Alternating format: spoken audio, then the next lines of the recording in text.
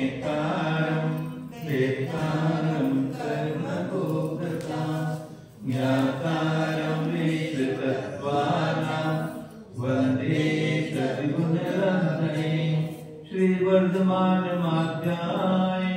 गाति संघातघातनं विद्यास्पदं प्रवक्ष्यामि तत्त्वार्थ श्लोकवार्तिकम्। पंच परमेश्वरी भगवान की जय। देवादिदेव गजानन श्री पार्श्वनाथ भगवान की जय। परम पूज्य आचार्य श्री उमा स्वामी जी महाराज की जय। परम पूज्य आचार्य श्री विद्यानंद स्वामी जी महाराज की जय। परम पूज्य आचार्य श्री शांति सागर जी महाराज की जय। परम पूज्य आचार्य श्री सम्मति सागर जी महाराज की जय। परम पूज्य आचार्य श्री अभिनंदन सागर जी महाराज की जय। परम पूज्य आचार्य गुरुदेव सुंदर सागर जी महाराज की जय। गुरुदेव समर्थ भद्र स्वामी की जय।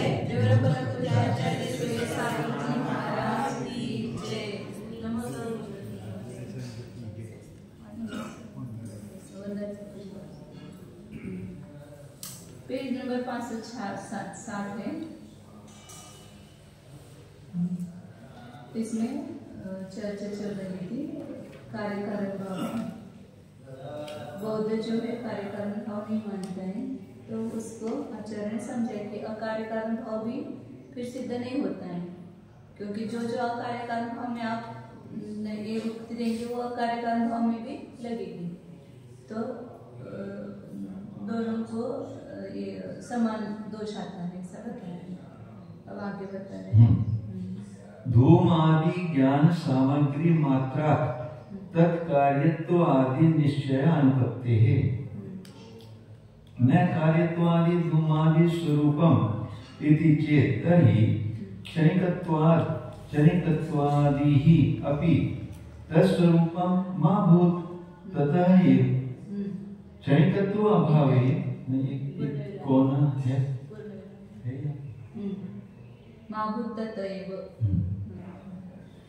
बौद्ध कहता है, बौद्ध अपना मत रखता है कि धूमादि ज्ञान सामग्री मात्रा, केवल धुएं का ज्ञान हो गया, तो धुएं का ज्ञान इत्यादि जो सामग्री है उतने मात्र से तत्कार्य निश्चय अनुपत्ति है।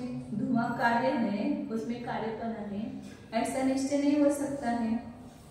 और न कार्यत्वादि धूमादि स्वरूप, कार्यत्व ये धूमादि का स्वरूप नहीं है, ऐसा वो कहता है बौद्ध। तो आचार्य उनको कह रहे फिर क्षणिकत्वादि अपि तत्स्वरूपम मा भूत्, फिर क्षणिकत्वादि भी उस पदार्थ का सत का स्वरूप न हो, क्योंकि बौद्ध कह रहे हैं ना सर्वम सत क्षणिकम तत्वात्।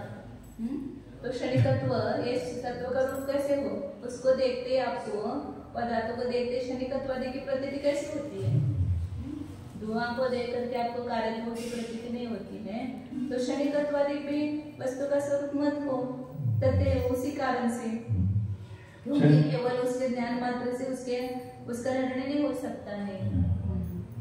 क्षणिकत्व अभावे वस्तुत्वम एव न स्यात् इति चेत् कार्यत्व कारणत्व अभावे अपि कुतः वस्तुत्वम कर्षणवत्। वो कहता है यदि क्षणिकपना ही नहीं होगा वस्तु में, तो वस्तुत्व ही नहीं होगा। क्षणिकपना ये तो वस्तु का वस्तुत्व है, वस्तु क्षणिक है, ये उसका वस्तु का स्वरूप है, तो क्षणिकत्व का ही अभाव आप मानेंगे तो वस्तुत्व ही नहीं होगा। ऐसा कहने पर आचार्य कहते हैं फिर कार्यत्व और कारणत्व का अभाव होने पर वस्तुत्व कैसे होगा, कहाँ से होगा। यदि कार्य कारण भाव ही नहीं है, वस्तुपना कैसे होगा। वस्तु में अर्थक्रिया कार्यत्व शक्ति है, यदि कार्य कारण ही नहीं होगा वस्तु में, तो उसमें वस्तुपना अर्थक्रिया कार्यपना नहीं होगा, तो वस्तुत्व ही नहीं होगा। इसलिए जैसे क्षणिकत्व में वस्तुत्व का अभाव आप मानते, ऐसे कार्य कारणत्व के अभाव में वस्तुत्व का अभाव ही होता है। हर श्रृंगवत, जैसे गधे का सिंह नहीं है, ऐसे वस्तु में वस्तुपना नहीं होगा यदि कार्य कारण भाव नहीं स्वीकार करेंगे तो। सर्वथा अपि अकार्य कारणस्य वस्तुत्व अनुपत्तिः कूटस्थवत् क्षणिकै एकान्तवद्वा विशेष असंभवात्। सर्वथा पे अकार्य कारण से, जो सर्वथा कार्य कारण से रहित है, सर्वथा द्रव्यात्मक नहीं से तो कार्य कारण से रहते हैं, पदार्थिक नहीं से भी कार्य कारण रहित मानेंगे तो क्या होगा, वस्तुत्व घटित नहीं होगा, उसमें वस्तुत्व ही नहीं होगा। जैसे कूटस्थ के समान, जैसे कूटस्थ नित्य मानते सांख्य, तो उसमें अर्थक्रिया कार्यपना नहीं है, वस्तुत्व नहीं है। जैसे क्षणिक एकांत में वस्तुत्व नहीं है, विशेष असंभव, क्योंकि उस दोनों में कोई विशेष असंभव है, विशेष संभव नहीं है। इसलिए सर्वथा आकार्य कारण मानोगे तो वस्तु में वस्तुपना ही घटित नहीं होता है। बोध कहते हैं कि धुआं, आग आदि के ज्ञानों की सामान्य सामग्री से उनके कार्यपन, कारणपन आदि का निश्चय उत्पन्न नहीं होता है। अतः कार्यत्व या कारणपन आदि तो धूम, अग्नि आदि के स्वभाव नहीं है। ऐसा करने पर तो हम जैन कहते हैं कि तब तो किसी कारण उन नील आदि स्वलक्षणों के भी क्षणिकपन, सूक्ष्मपन, असाधनपन आदि स्वरूप न हो, क्योंकि आप बुद्धों ने स्वलक्षण को जानने वाले निर्विकल्पक प्रत्यक्ष से ही क्षणिकपन आदि का निश्चय होना नहीं माना है। यदि बोध यूं कहे कि क्षणिकपन के बिना तो पदार्थों का वास्तविकपना ही न हो सकेगा, ऐसा कहने पर तो हम भी कहेंगे कि कार्य और कारणपन के अभाव होने पर भी वस्तु कहाँ से ठहर सकेगा। वस्तु परिणमनशील है, परिणमन ही नहीं होगा वस्तु में, तो वस्तु तो कैसे रहेगा। और कार्य कारण मानेंगे तो ये परिणमन सिद्ध होता है ना, वस्तु में कोई कार्य नहीं होता है तो परिणमन सिद्ध नहीं होगा, उसी से कार्य कारण वह सिद्ध होता है। जैसे कि किसी का कार्य कारण न होने से गधा का सिंह कोई वस्तु नहीं है, जो सभी प्रकारों से कार्य रूप और कारण रूप नहीं है उसको वस्तुतः असिद्ध है। जैसे कि सांख्यों का माना गया कूटस्थ आत्मा तथा आपका माना हुआ पदार्थों के एक क्षण स्थायी पने का एकांत अवस्तु है। अर्थ क्रिया को न कर सकने या अर्थ क्रिया न होने के कारण नित्य, कूटस्थ और क्षणिक एकांत में अंतर होने का असंभव है। अर्थात जो किसी का कार्य नहीं है अथवा किसी का कथनचित कारण जो नहीं है वह परमार्थ रूप पदार्थ नहीं है। ननु च सद अपि कार्यत्वं कारणत्वं वा वस्तुत्व स्वरूपम न संबंध अदृष्टत्वात्। कार्यत्वं कारणे ही न वर्तते, कारणत्वं कारणत्वं वा कार्ये ये दृष्टं भवेत्। कार्य कारण भाव तयोः एकः वर्तमान संबंध इति चेत् न तस्य कार्य कारणाभ्यां भिन्नस्य अप्रतीतेः सतः अपि प्रत्येक परिसमाप्त्या तत्र वृत्तौ तस्य अनेकत्व आपत्तिः। एक देशेन वृत्तो स अवयवत्व अनुशक्तिः, स अवयवेषु अपि वृत्तो प्रकृति पर्यनुयोगस्य तदवस्थत्वात् अनवस्थाना अवतरात्। बौद्ध अपना पक्ष रखता है कि ठीक है, आप कहते हैं ना, तो वैसा कार्यपन और कारणपन सद भी है, वस्तु का स्वरूप भी है, कार्यत्व और कारणत्व वस्तु का स्वरूप भी है, लेकिन वो कोई संबंध नहीं है, न संबंध है, कार्य कारण के कोई संबंध नहीं, वो वस्तु का स्वरूप है भले, लेकिन वो कोई संबंध नहीं है, क्योंकि अदृष्टत्वात् कार्यपन और कारणपन दो में नहीं स्थित है, एक ही द्रव्य में है। वही द्रव्य कारण रूप से होता है, वही कार्य रूप से होता है, इसलिए संबंध कैसे कहेंगे उसको, अदृष्टपना होने से। कार्यत्व कारण में नहीं रहता है, क्योंकि जब कार्यपन है तो कारण नहीं है, और कारणपना कार्य में नहीं रहता है कि जिससे दृष्टपना हो। दोनों एक में रहेंगे तो उसको दृष्ट कहेंगे, दो में स्थित कहेंगे, लेकिन कार्यत्व कारण में नहीं रहता, कारणपना कार्य में नहीं रहता है। कार्य कारण भाव तयोः एक वर्तमान संबंध है। यदि आप ऐसा कहोगे जो कार्य कारण भाव है उन दोनों में एक वर्तमान का संबंध है ऐसा कहेंगे। तो ऐसा चेत न तस्य कार्य कारण भाव ऐसा कहेंगे तो वो कहना ठीक नहीं है, ऐसा वो बौद्ध कह रहे हैं, क्योंकि उन कार्य कारणों से भिन्न उस भाव की, कार्य कारण भाव ऐसा बोल रहे ना, आप वर्तमान संबंध बोल रहे ना, तो जो संबंध रूप भाव है उसकी भिन्न रूप से प्रतीति नहीं होती है। कार्य कारण को छोड़ करके अलग से कोई संबंध रूप भाव हो ऐसा प्रतीति में नहीं आता है। कार्य कारण पड़ा तो मान रहे, लेकिन उनमें संबंध रूप भाव नहीं मान रहे वो बोध। सतपि प्रत्येक पर समाप्त्या, भिन्न रूप से प्रतीति न होने से वो सत होने पर भी, कार्यपण और कारणपण सत होने पर भी प्रत्येक अपने अपने में समाप्त होता है। कारण कारण में रहता है, कार्य कार्य में रहता है। तत्र वृत्तो तस्य अनेकत्वापत्ति, यदि उसमें समाप्त होने से यदि उसमें वृत्ति मानेंगे तो उसमें अनेकपने की प्राप्ति होगी। कारण में कार्यत्व मानेंगे तो उसमें अनेकपन आएगा, कारण में कार्यत्व मानेंगे तो अनेकपन आएगा। हाँ, मतलब दो प्रश्न होंगे। वो यदि भाव रहता है ऐसा कहेंगे तो पूर्ण रूप से रहता है कि एक देश रूप से रहता है, ये दो प्रश्न होंगे। प्रत्येक में ऊपर समाप्त होता है, दोनों में ऐसा कहेंगे तो एक को अनेकत्व की आपत्ति आएगी, उसमें कारणपण कार्यपण दोनों प्राप्त हो जाएगा। और एक देश से रहता है वो कार्य कारण भाव एक देश से रहता है ऐसा मानेंगे तो साम्यपणे का प्रसंग आएगा, क्योंकि एक द्रव्य में वो एक देश रूप से कारण रहा और एक देश रूप से कार्य रहा, तो उस एक द्रव्य में सावयवपन आ गया, अवयव सहित हो गए, मानना पाने का प्रसंग आता है। और सावयव से अप्रवृत्त अपने अवयव में रहता है ऐसा कहेंगे तो प्रकृत अपरियोग से तदवस्थात्मक, पुनः जो प्रश्न है वो ऐसे बना रहेगा। यदि अपने अवयव में रहता है तो फिर वो अवयव पुनः किसमें रहते हैं, फिर दूसरे में एक देश रूप से रहते हैं कि पूर्ण रूप से रहते हैं। एक देश रूप से रहते हैं तो पुनः उसमें सावयव का प्रसंग आएगा। तो इस प्रकार सावयव में रहते ऐसा मानेंगे तो फिर अनवस्था दोष आता है, क्योंकि अन्य अन्य अवयव मानने पड़ेंगे और उसके साथ संबंध मानना पड़ेगा, तो अनवस्था का अवतार होता है, तो अनवस्था दोष आता है।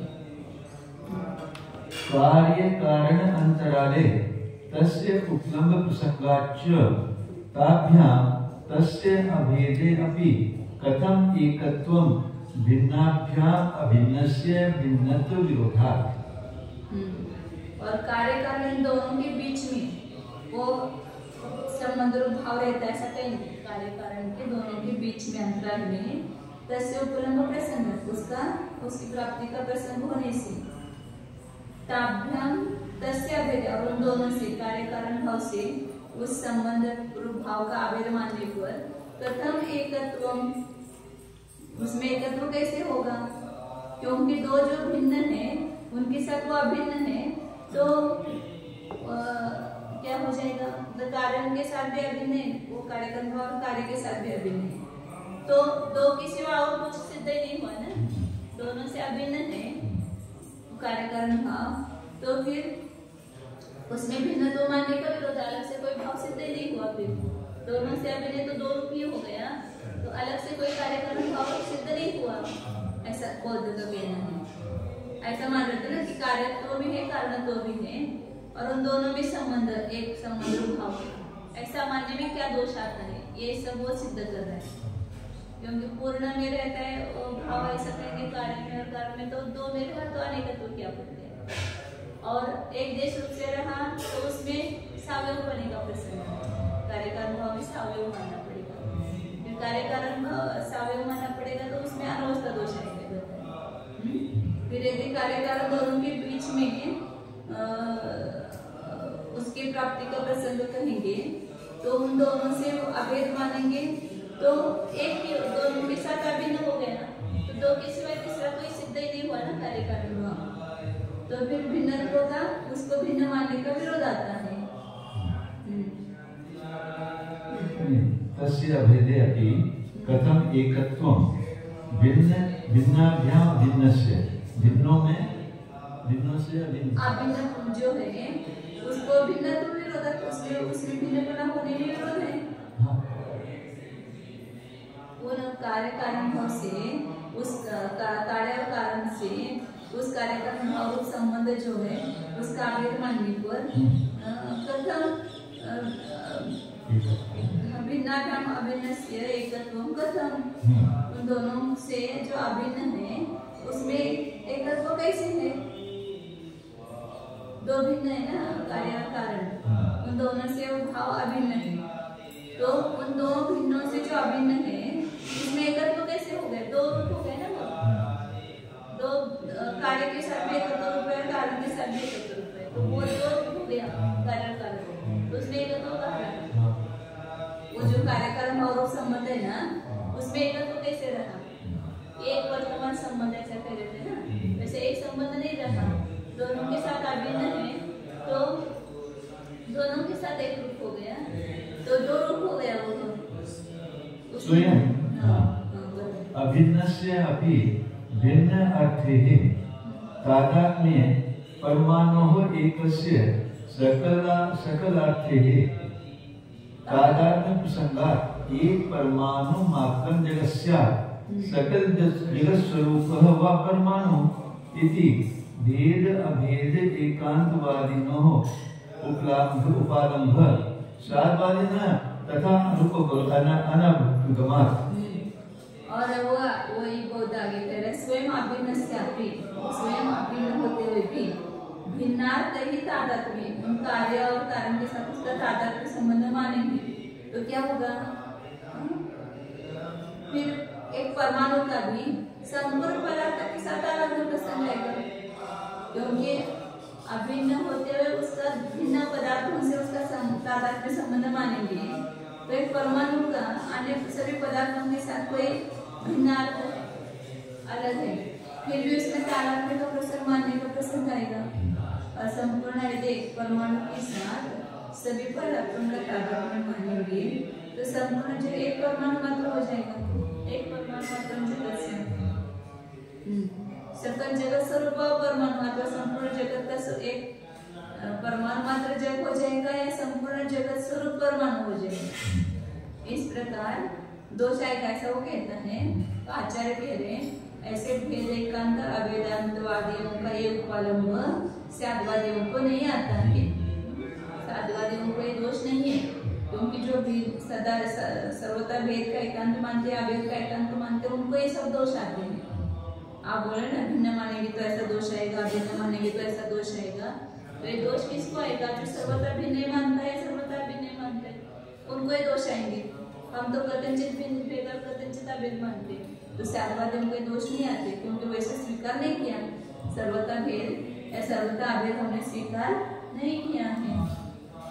कार्य कारण भावस्य ही संबंधस्य अबाधित तथा विध प्रत्यारूढ़स्य स्वे संबंधिनः वृत्ति संबंधिनोः वृत्ति कथंचित् तादात्म्यम् एव अनेकांतवादिनः उच्यते स्वे आकारेषु ज्ञान वृत्तिवत्। कार्य कारण भाव का जो संबंध है, कार्य कारण भाव जो संबंध है उसका उस प्रकार की अबाधित, कोई भी इसमें बाधा नहीं, ऐसे ज्ञान पर आरूढ़ कार्य कारण भाव उस प्रकार का ज्ञान हो रहा है, उस ज्ञान पर आरूढ़ है वो कार्य कारण भाव का संबंध जो है वह अपने जो संबंधी जो है कार्य और कारण उन दोनों में उसकी वृत्ति है, और कथनचित तादात्म्य में हो और कथनचित उसके साथ तादात्म्य में ही है। ऐसे अनेकांतवादियों के द्वारा कहा गया। अनेकांतवादी ऐसा कहते हैं कि कार्य कारण भाव जो है उनका उस प्रकार का जो संबंध है वो ज्ञान में प्रतीति में आ रहा है, और अपने वो जो दो संबंधी है उनसे उस संबंधियों में उसकी तादात्म्य वृत्ति रहती है, तादात्म्य मानते उसको। जैसे बौद्धों ने क्या माना है, स्व आकारेषु ज्ञान वृत्तिवत्, जैसे चित्र ज्ञान मानते हैं ना, तो उनके जो आकार है चित्र ज्ञान के उसमें जैसे एक ज्ञान आप व्यापक मानते हैं, इसे कार्य कारण दोनों में एक तादात्म्य संबंध रहता है, उसमें से सर्वथा वो भिन्न नहीं है, सर्वथा अभिन्न नहीं है। कार्य तो कारण की अपेक्षा देखेंगे तो भेद है, लेकिन एक द्रव्य में वृत्ति होने से उनमें अधिक है।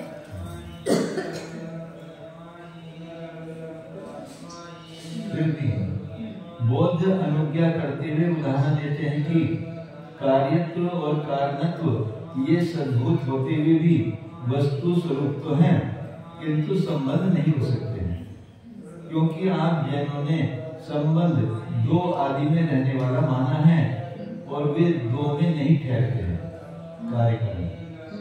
कार्यपना कारण में नहीं है और कारणपना कार्य में नहीं ठहरता है, जिससे कि वह दो में ठहर जाता है। यदि कोई संबंध वाली योग कहे कि उन दोनों में वर्त रहा एक कार्य कारण भाव नाम का संबंध हो जाएगा, बोध कहते हैं कि सो तो न कहना, क्योंकि कार्य और कारणों में से भिन्न होते हुए उस कार्य कारण भाव की प्रतीति नहीं हो रही है। यदि आप जैनों के कहने से उनमें कार्य कारण भाव को विद्यमान भी मान लें, तो भी उस कार्य कारण भाव संबंध की उन कार्य और कारणों में प्रत्येक में परिपूर्ण रूप से वृत्ति मानी जाएगी। तब तो वह संबंध अनेकपन को प्राप्त हो जाएगा कि जो पदार्थ एक ही समय अपने पूरे शरीर से दो में रहता है वह एक नहीं है, वस्तुतः वे दो हैं। हाँ, यदि आप जैन उस मध्यवर्ती एक संबंध को कुछ एक देश से कारण में और दूसरे एक देश से कार्य में बरतने वाला मानोगे तो अनेकपन का प्रसंग आएगा, अनेकपन का प्रसंग तो दूर हो जाएगा, किंतु संबंध को अवयव सहित पने का प्रसंग हो जाएगा। जो सावयव है वही एक एक भाग से अनेकों में ठहर सकता है। जैसे कि 5 अंगुली और एक हथेली वाला डेरा पानी एक एक देश से 5 अंगुली और हथेली वाले दक्षिण पानी पर संयुक्त हो जाता है। तब तो दक्षिण पानी यहाँ एक हाथ पानी बाहर ये 5 अंगुली यहाँ एक डेरा संबंध हो जाएगा। इसका ही इसके साथ संबंध है। 5 अंगुलियां हैं। हाँ। और एक डेरा बोलेंगे ना। हाँ। तो इसमें एक देश रूप से 5 अंगुलियां रह रही। हाँ।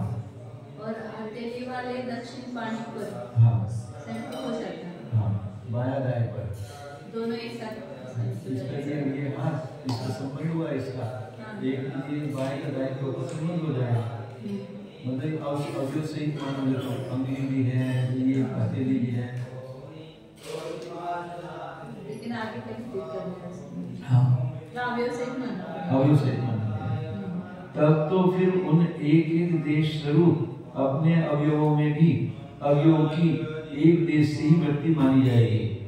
तो फिर भी प्रकरण प्राप्त प्रश्न उठाना वैसे का वैसा ही उपस्थित होगा, अतः अनवस्था दोष उतर आता है। दूसरी बात यह है कि कार्य और कारण के मध्य में रहने वाले उस कार्य कारण भाव के उपलब्ध होने का प्रसंग होगा। जैसे कि 2 कपाटों के मध्य में सांकल दिखती है, किंतु धूम और अग्नि के मध्य में रहता हुआ कार्य कारण भाव तो दिखता नहीं है। अन्यथा बालक या पशु को भी धूम अग्नि के समान वह दिखना चाहिए था।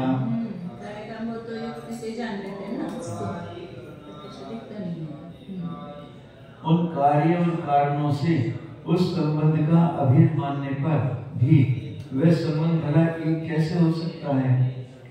जो 2 भिन्न पदार्थों से अभिन्न है उसको एक बने का विरोध है। 2 से अभिन्न है कार्य कारण भाव, तो फिर वो अभिन्न कैसे होगा? 2 होगा ना, कार्य से भी अभिन्न है, कारण से भी अभिन्न है, तो 2 के साथ अभिन्न है तो 2 हो जाएगा। उसको एक पन का विरोध है। 2 से अभिन्न 2 ही होंगे। स्वयं अभिन्न एक होते हुए भी पदार्थ का यदि भिन्न अर्थों के साथ तादात्म्य माना जाएगा, तब तो एक परमाणु का भी संपूर्ण पदार्थों के साथ तादात्म्य हो जाने का प्रसंग होगा। ऐसी दशा में पूरा जगत केवल एक परमाणु स्वरूप हो जाएगा, अथवा एक परमाणु ही संपूर्ण जगत स्वरूप बन बैठेगा। आचार्य कहते हैं कि इस प्रकार भेद एकांत या अभेद एकांत को मानने वाले दोनों वादियों की ओर से दिया गया उदाहरण उन्हीं के ऊपर लागू होता है जैनों के ऊपर नहीं, क्योंकि साधवादियों के यहाँ इस प्रकार एकांत नहीं माने गए हैं। अनेकांतवादी तो यो कहते हैं कि इस प्रकार के बाधा रहित ज्ञानों में आरूढ़ हो रहे कार्य कारण भाव नामक संबंध की अपने प्रतियोगी अनुयोगी रूप संबंधियों में कथनचित तादात्म्य संबंध रूपी वृत्ति हो।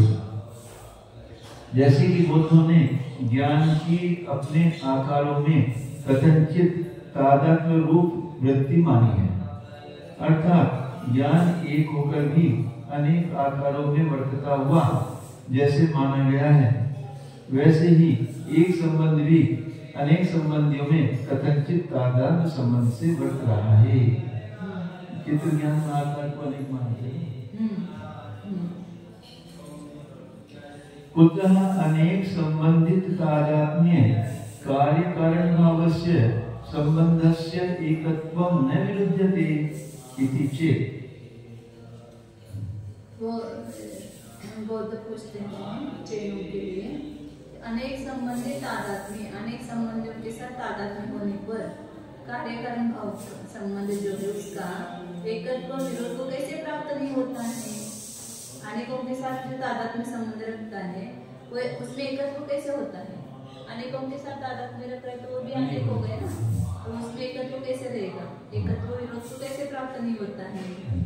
ऐसा पूछने पर आचार्य उनको पूछते पुनः नानाकार तादात्म्य बोलते हैं, नाना आकार तादात्म्य ज्ञान से एकत्व निर्विद्यते। फिर आप बताओ कि ज्ञानाकार में तादात्म्य रूप जो ज्ञान है वो नानाकारों में रह रहा है ना, तो उसमें उस ज्ञान को एक कैसे मानते हो, उस ज्ञान में एकत्व विरोध को कैसे प्राप्त नहीं होता है। तो नानाकारों में एक ज्ञान जैसे मानते हो ऐसे अनेक संबंधी के साथ तादात्म्य रखने वाला कार्यकारण भाव संबंध हो सकता है।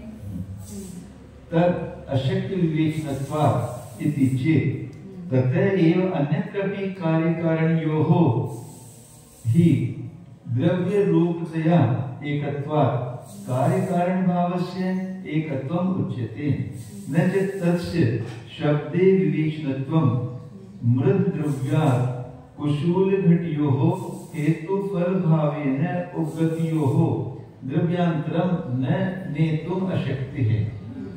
वो कहता है, उनको आचार्य ने पूछा ना कि जो ज्ञान नाना आकारों में तादात्म्य में रहता है, जैसे एक चित्र ज्ञान है उसमें बहुत सारे चित्र हैं लेकिन ज्ञान एक ही है, तो अनेक चित्राकार ज्ञान में एक ज्ञान का संबंध मानते ना, तो ज्ञान में एकत्व ही मानते हो अनेक आकारों में रहते हुए भी, तो कैसे रह सकता है फिर नाना आकारों के साथ जिसका तादात्म्य है वो ज्ञान में एकत्व कैसे रहेगा। जैसे आप कार्य कारण भाव को एकत्व स्वीकार करने के लिए तैयार नहीं, क्योंकि अनेक संबंधों के साथ तादात्म्य है, उसमें एकत्व कैसे होगा।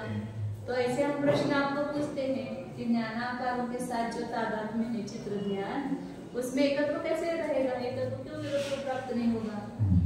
तो उसका उत्तर वो दे रहा है कि असत्य विवेचन, उसका विवेचन का अलग अलग करना शक्य नहीं। उन जो नाना आकार है ना उसको अलग अलग करना शक्य नहीं, इसलिए उसमें एकत्व है, ऐसा कहते हो। तो तथा उसी कारण से दूसरी जगह भी कार्य कारण में द्रव्य रूप होता है एकत्व, कार्य कारण के द्रव्य रूप से एक बना है, अलग अलग द्रव्य नहीं है, इसलिए उसमें भी कार्य कारण भाव को एकत्व कहा जाता है। न च तस्य शब्द विवेचन, उसका शब्द में विवेचन बना नहीं होता है। जैसे मृत द्रव्य मिट्टी रूप द्रव्य से कुशल और घट इन दोनों में कारण कार्य रूप भाव रूप से स्वीकार किए गए हैं, तो द्रव्य दूसरे द्रव्य को प्राप्त नहीं कर सकते। मतलब एक ही मिट्टी जो है वो कुशल रूप से परिणमित हो गई, वही मिट्टी घट रूप से परिणमित हो गई, तो कुशल उसका हेतु भाव रूप से सिद्ध होता है और घट उसका फल मतलब कार्य है। लेकिन वो उनमें दो द्रव्यपना नहीं है, एक ही द्रव्यत्व है। मिट्टी द्रव्य से दूसरे द्रव्यपना को प्राप्त नहीं होते हैं। क्रम भुवोः पर्याययोः एक द्रव्य प्रत्यासत्तेः उपादान उपादेयत्वस्य वचनात्। एक क्रम से होने वाले दो पर्याय में, पूर्व पर्याय उत्तर पर्याय, इन दोनों में एक द्रव्य प्रत्याशक्ति, एक द्रव्य की प्रत्याशक्ति होने से मतलब पूर्व पर्याय में भी वही द्रव्य है, वही उत्तर पर्याय में है। एक द्रव्य की निकटता होने से उसमें उपादान उपादेय होने का वचन है। तो उपादान उपादेय प्रदान है, पूर्व पर्याय उपादान है, उत्तर पर्याय उपादेय है। तो इसमें ऐसे कारण कार्य बना घटित होता है एक द्रव्य प्रत्याशक्ति होने पर भी। न च एवं विध कार्य कारण भाव सिद्धांत विरुद्ध। इस प्रकार का कार्य कारण भाव जो है वो सिद्धांत से विरुद्ध नहीं है। उपादान कारण और कार्य में क्या है? द्रव्य प्रत्याशक्ति है, एक द्रव्यपना है। पूर्व उत्तर पर्यायों में इसमें कारण कार्यपना होता है। जैनों के प्रति बोध पूछते हैं कि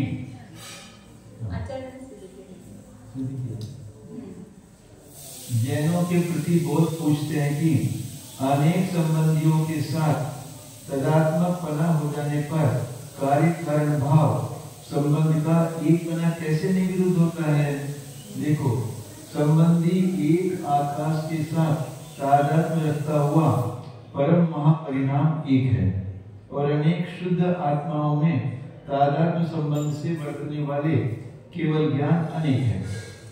इसी प्रकार कार्य और कारण इन दो संबंधियों में तादात्म्य संबंध से ठहरने वाला कार्य कारण भाव संबंध भी दो हो जाएंगे। इस प्रकार कटाक्ष करने पर तो हम जैन भी पूछते हैं कि आप बौद्धों के यहाँ नील पीत आदि अनेक आकारों में तादात्म्य से वृत्ति होने पर ज्ञान का एक पना क्यों नहीं विरुद्ध होता है? इस पर यदि आप बोध यों उत्तर दें कि उस एक ज्ञान का उसके अनेक आकारों में से पृथक भाव नहीं किया जा सकता है, तब तो हम जैन भी वही उत्तर दे देंगे कि किसी कारण दूसरे स्तर यानी संबंध में भी यही कहा जा सकता है कि एक कार्य कारण भाव संबंध का दो आदि संबंधियों में से पृथक करना अशक्य है। जैसे कि दो पदार्थों में द्वितीय संख्या अकेली होकर तदात्मक ठहर जाती है। वैशेषिकों ने भी द्वितीय या तृतीय संख्या का पर्याप्त संबंध से दो या तीन द्रव्यों में ठहरना माना है। इस विषय में जैन सिद्धांत ऐसा है कि कार्य और कारण के नियम करके द्रव्य रूप बनने से एक होने के कारण कार्य होने के कारण कार्य कारण भाव संबंध का एक बना कहा है। उस संबंध का शब्द के निमित्त से पृथक्करण नहीं होता है। द्रव्य पने से दोनों एक हैं। घट की पूर्ववर्ती पर्याय कुशूल हेतु है और उत्तरवर्ती पर्याय घट उसका फल है। इस ढंग से स्वीकार कर लिए गए कुशूल और घट की पट पुस्तक आदि दूसरे द्रव्यों में प्राप्त कराने के लिए शक्ति नहीं है, क्योंकि आगे पीछे क्रम से होने वाली पर्यायों में एक द्रव्य नामक संबंध से उपादान उपादेयपन का कथन किया गया है। एक द्रव्य की पूर्व समयवर्ती पर्याय उपादान कारण है और उत्तर समयवर्ती पर्याय उपादेय कार्य है। ऐसा श्री कार्तिकेय स्वामी और श्री समंतभद्र स्वामी आदि महर्षियों ने कहा है। अतः ऐसे प्रकार का कार्य कारण भाव जैन सिद्धांत से विरुद्ध नहीं है। एक द्रव्य की पर्याय होने के कारण उपादेय कार्य की उपादान कार्य के साथ एक द्रव्य प्रत्याशक्ति है। यह राजधान पुष्ट राजधान पुष्ट सिद्धांत, हाँ सिद्धांत को राजधान पुष्ट हो चुका है। सिद्धांत पुष्ट हो चुका है। सहकारी कार्येण कार्यस्य कथम तत् स्यात् एक द्रव्य प्रत्याशक्तिः अभावात् इति चेत् कार्य प्रत्याशक्ति विशेषात् तत्सिद्धिः यद् अनन्तरं हि यद् अवश्यं भवति तत् तस्य सहकारी कारणम् इतरत् कार्यम् इति प्रतीतम्। वो फिर शंका करके कहते हैं, आपने एक द्रव्य प्रत्याशक्ति के कारण कारण कार्य भाव सिद्ध किया, तो ये उपादान उपादेय में तो सिद्ध हो गया, लेकिन सहकार्य कारण और कार्य में ये द्रव्य प्रत्यय सत्य कहाँ है? तो उसमें कैसे कारण कार्य गुण सिद्ध होगा? तो कहा कि सहकार्य कारण के साथ कार्य का वह कथा कैसे होगा, क्योंकि द्रव्य प्रत्यय सत्य का अभाव होने से। ऐसा प्रश्न करने पर आचार्य कहते कि काल प्रत्यय सत्य विशेषा तत्सिद्धि। सहकार्य कारण और कार्य में कौन सी प्रत्यय सत्य है? काल प्रत्यय सत्य। दोनों उनकी वर्तमान पर्याय में एक को निमित्त और एक को निमित्तिक कहा है। तो निमित्त नैमित्तिक में काल प्रत्यय सत्य और उपादान उपादेय में द्रव्य प्रत्यय सत्य। एक द्रव्य प्रत्यय सत्य होनी चाहिए तो उसमें उपादान उपादेय संबंध होगा। और सहकार्य कारण के साथ कार्य का क्या है? काल प्रत्यय सत्य। दोनों के एक काल की वर्तमान की पर्याय है। तो काल प्रत्यय सत्य विशेष होने से ऐसे वाक्य लिख के रखना चाहिए। उपादान उपादेय संबंध, एक द्रव्य प्रत्यय सत्य, उपादान उपादेय, मतलब दो कारण और कार्य में एक द्रव्य प्रत्यय सत्य है।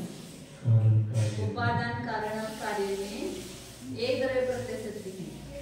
और उपादान निमित्त और नैमित्तिक कार्य में काल प्रत्यय सत्य है।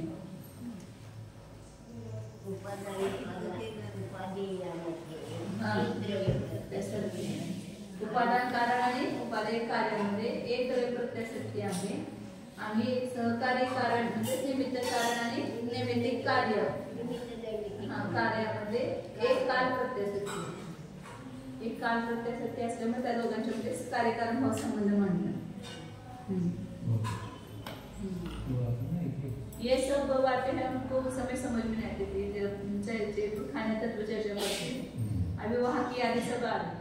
वहाँ पर ऐसे हमने सिद्ध किया पंडित जी सिद्धांत शास्त्र थे ना, तो पूरे सिद्धांत उनका एक अभ्यास था।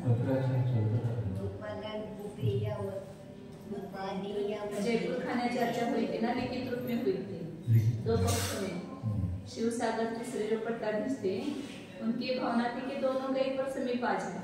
दो वाद विवाद जो चल रहा है समाज में, तो उसका कुछ नतीजा निकल करके दोनों आ जाए। तो उन्होंने दोनों में रखा, तो लिखित रूप में होते थे। मौखिक बोलेंगे तो कुछ सामने आने को तैयार नहीं, मौखिक सामने ही होते थे, लेकिन पत्राचार से होते थे। मतलब वो लिखित उत्तर लाते थे, वो लिखित अपना पक्ष रखते थे, फिर दूसरे दिन वो अपना लिखित पक्ष रखते थे। ऐसे चर्चा होती थी वहाँ पर। तो वो सब पूरा किताब छपी हुई ना दोनों के प्रश्न पर। जयपुर खाने का दो चर्चा है, बहुत अच्छा सीखा। तो उन्होंने उसमें ये सब सिद्ध किया था कि का उपादान कारण कार्य में कारण कार्य के बारे में वो जो जितने भी झगड़े के टॉपिक है ना, उन सब पर चर्चा हुई थी। कार्य कारण भाव निमित्त संबंध, कर्मबद्ध पर्याय, सभी के ऊपर चर्चा हुई थी। और उसी का एक छोटा रूप जैन तत्वमीमांसा है। तत्वमीमांसा में वो सब टॉपिक उन्होंने दिए, तो उसमें विस्तार से। तो ये काल प्रत्यय सत्य बार बार होके कहते थे उसमें। तो अभी ज्यादा समझ में आ रहा है इस समय से कि जिसके अनंतर जो अवश्य होता है वो उसका सहकारी कारण है और इतर जो है वो कार्य है, ऐसा प्रतीत होता है। अनंतर मतलब लगत के समय, मतलब ऐसा नहीं कि अंतर से, अनंतर मतलब एक ही समय में, अंतर नहीं दोनों में। अनंतर मतलब अंतर नहीं। सोमवार के बाद मंगल होगा, उसमें कारण का ये जैसे कुंभकार है तो वहाँ पर एक घट कुंभकार और घट में उसमें काल कैसे एक ही काल में होगा। हाँ, एक ही काल में। तो कुंभकार के जो योग विकल्प वो है, वो व्यापार है, उसमें निमित्त बन रहा है और उस समय घट बन रहा है मिट्टी से। तो दोनों की काल प्रत्यय सकती है। मिट्टी और घट में उपादान। मिट्टी मतलब एक समयवर्ती पर्याय कुशुल, ये उपादान है, और घट ये उपादान है। यहाँ किसी का प्रश्न है कि घटपट आदि कार्यों का अपने सहकारी कारण कुलाल, दंड, तुरी, वेमा आदि सहकारी कारणों के साथ वह पूर्वोक्त कार्य कारण भाव कैसे ठहरेगा? समय दर्शन में घटित कर सकते हैं। हाँ। समय दर्शन पर्याय जो है वो कार्य है, उपादेय है। उसका उपादान कारण कौन है? अनिवृत्तिकरण का जो अंतिम समयवर्ती पर्याय से परिणत जीव है वो उसका उपादान कारण है। और समय दर्शन ये कार्य है। और समय दर्शन होते समय वहाँ पर जो भिन्न रूप से कौन है? देवशास्त्र गुरु है, देव दर्शन है या जाति स्मरण है या जो भी है वो कार्य कारण है, वो इसमें निमित्त कारण है। और समय दर्शन तो समय ज्ञान की भी काल प्रतिशक्ति है, वो भी काल प्रतिशक्ति है। समय दर्शन जो है ज्ञान पर्याय को सम्यक बनने में तो निमित्त है, वो भी एक काल प्रतिशक्ति है।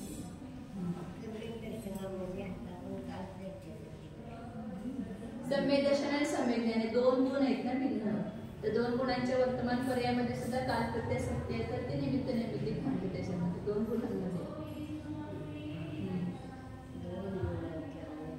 दोन गुणांचे जे दोन वर्तमान पर्याय आहेत त्याच्यामध्ये पण निमित्त नैमित्तिक संबंध दाखवला जातो, एकीकडे काल प्रत्ययशक्ती असल्यामुळे। असं ज्ञान झालं की आनंद झाला तिथं।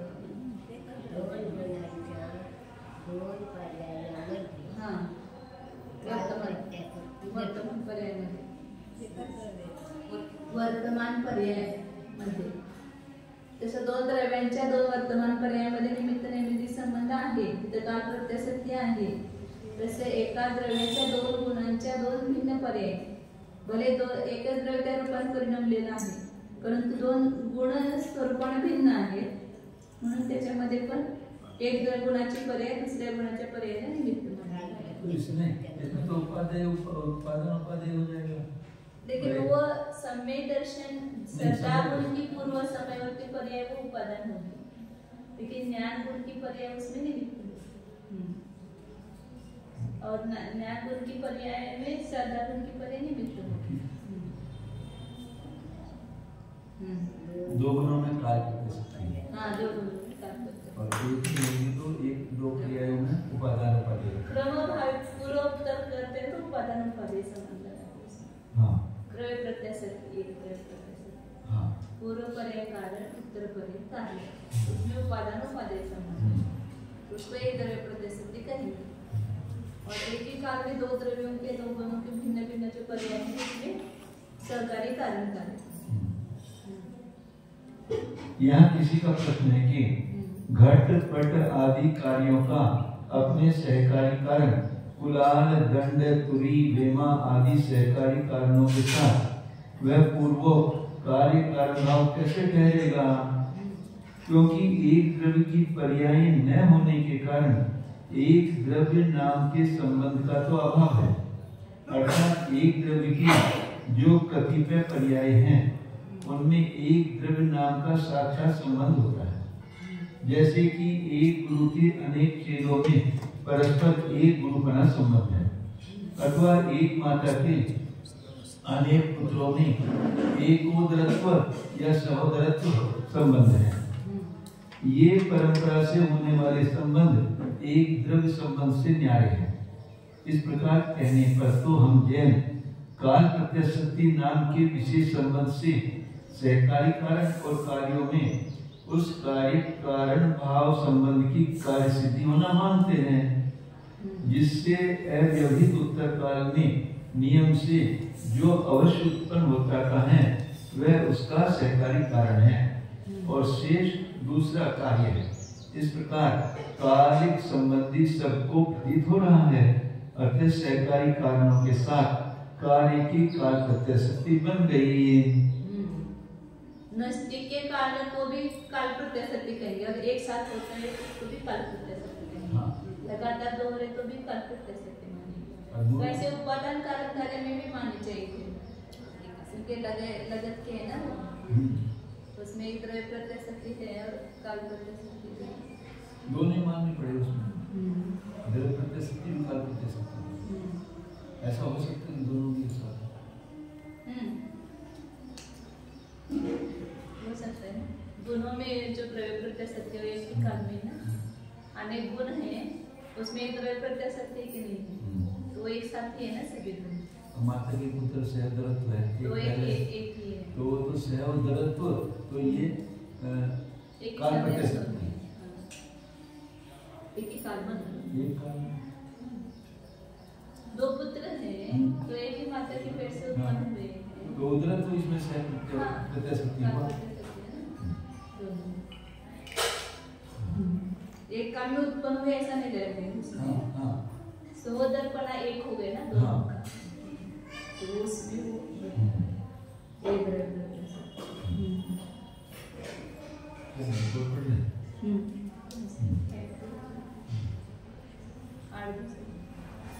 परमात्मा का तो बनता है। इतना ये पूरा करना था इसे, लेकिन अभी कल करेंगे। आगे का भी पैराग्राफ आएगा।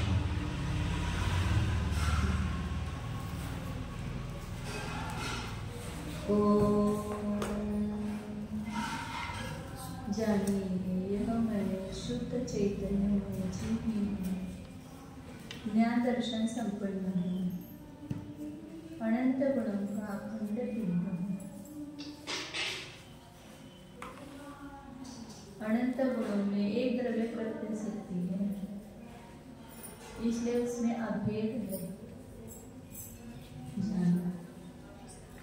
अनंत गुणों के एक अखंड पिंड स्वरूप निज द्रव्य की पूजन।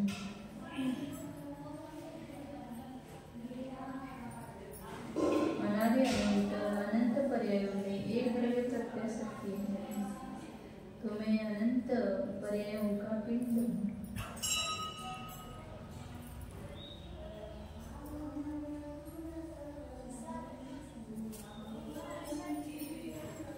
शुद्ध चैतन्य स्वरूप एकत्व स्वरूप निर्मम स्वरूप